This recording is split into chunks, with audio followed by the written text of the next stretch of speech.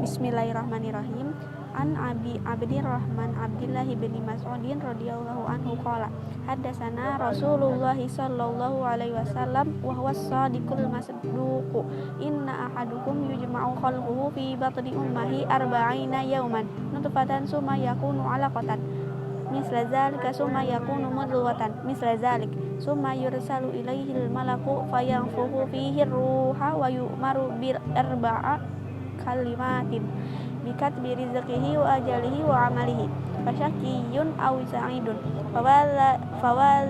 fawalladzi la ilaha ghairuhu inna ahadakum la ya'malu bi amali ahlil jannah hatta ma yakunu bainahu wa bainaha illa dhira'un fayasibqu alaihi alkitabu fayamalu bi amali ahli nari hatta ma yakunu bainahu wa bainaha illa dhira'un fayasbiqu alaihi alkitabu fayamalu bi amalil jannati fayadkhuluha.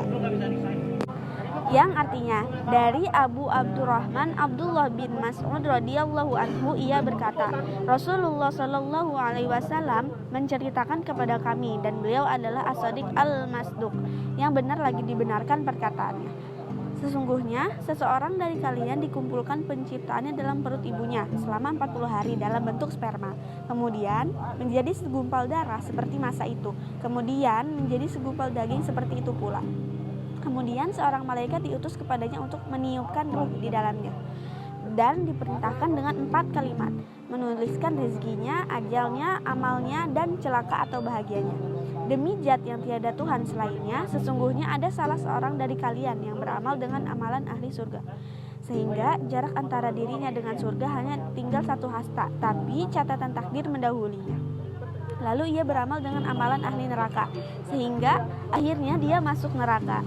Dan sesungguhnya ada salah seorang dari kalian yang beramal dengan amalan ahli neraka, sehingga jarak antara dirinya dengan neraka hanya tinggal 1 hasta, tapi catatan takdir mendahulinya. Lalu ia beramal dengan amalan ahli surga, sehingga akhirnya dia masuk surga.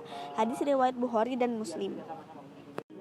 Jadi penjelasan dari hadis tersebut ialah bahwa keadaan manusia itu telah ditakdirkan ketika ia masih berada di dalam perut ibunya, yakni telah ditakdirkan rizkinya, amalannya, azalnya, dan apakah dia celaka ataukah bahagia.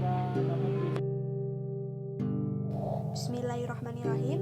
An ummil mu'minina ummi Abdillahi Aisyata radhiyallahu anha qalat qala Rasulullah sallallahu alaihi wasallam man ahdasa fi amrina hadza ma laysa minhu fa huwa raddun rawahul Bukhari wa Muslim wa fi riwayati li Muslimin man amila amalan laysa alaihi amruna fa huwa raddun. Yang artinya dari Ummul Mukminin Ummu Abdillah Aisyah radhiyallahu anha, ia berkata, Rasulullah sallallahu alaihi wasallam bersabda, barang siapa yang mengada-ngada dalam urusan kami ini yang bukan bagian darinya, maka ia tertolak. Hadis riwayat Bukhari dan Muslim. Jadi pada penjelasan hadis tersebut ialah setiap perbuatan ibadah yang tidak berdasar atau berdalil kepada dalil syar'i, maka ditolaklah dari pelakunya. Orang-orang yang mengada-ngadakan dalam Islam, khususnya agama, ibadah, padahal orang tersebut tidak mempunyai dasar maupun dalil dalam Al-Quran maupun Sunnah Rasul, maka hal tersebut ditolak atau tidak diterima oleh Allah Subhanahu wa Ta'ala. Bismillahirrahmanirrahim. An Abi Abdillahin Nu'man ibni Bashirin radhiyallahu anhu qala sami'tu Rasulullah sallallahu alaihi wasallam yaqulu innal halala bayyinun wa innal harama bayyinun wa bainahuma umurun mushtabihatun la ya'lamuhunna katsirun minan nisa'i famanittaqa syubuhati faqad istabra'u lidinihi wa 'irdihi wa man waqa'a fi syubuhati waqa'a fil harami karra'i yar'a haulal hima yushiku ay yarka' fihi alla wa inna likulli malikin himan ala wa inna himallahi maharimuhu ala wa inna fil jasadi mudghatan idza suluhat suluhal jasad kulluhu wa idza fasadat fasadal jasadu kulluhu ala wahiyal qalb rawahul Bukhari wa Muslim. Yang artinya Dari Abu Abdillah An-Nu'man bin Bashir radhiyallahu anhu berkata, aku mendengar Rasulullah shallallahu alaihi wasallam bersabda, sesungguhnya yang halal telah jelas dan yang haram telah jelas, dan di antara keduanya terdapat perkara-perkara yang subhat atau samar, yang tidak diketahui kebanyakan manusia. Barang siapa menjaga diri dari hal yang samar atau syubhat, sungguh dia telah memelihara agama dan kehormatannya. Dan barang siapa yang terjatuh pada yang syubhat, akan terjatuh pada yang haram. Seperti pengembala yang mengembala di sekitar tanah larangan yang suatu saat akan memasukinya. Ketahuilah, sesungguhnya setiap raja itu memiliki batas larangannya. Ketahuilah juga batas larangan Allah adalah hal yang diharamkannya. Ketahuilah, di dalam tubuh ada segumpal daging. Jika baik, maka baik pula seluruh tubuh. Tetapi jika buruk, maka buruk pula seluruh tubuh.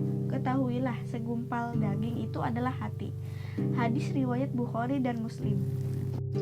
Jadi hadis ini menjelaskan bahwa jika seseorang bermudah-mudahan dan seenaknya saja memilih yang ia suka, padahal perkara tersebut masih samar hukumnya, maka ia bisa jadi terjerumus dalam keharaman. Dengan begitu akan mengakibatkan rusaknya hati. Nah, rusaknya hati ini adalah dengan terjerumus pada perkara yang syubhat tadi, lalu terjatuh dalam maksiat dengan memakan yang haram.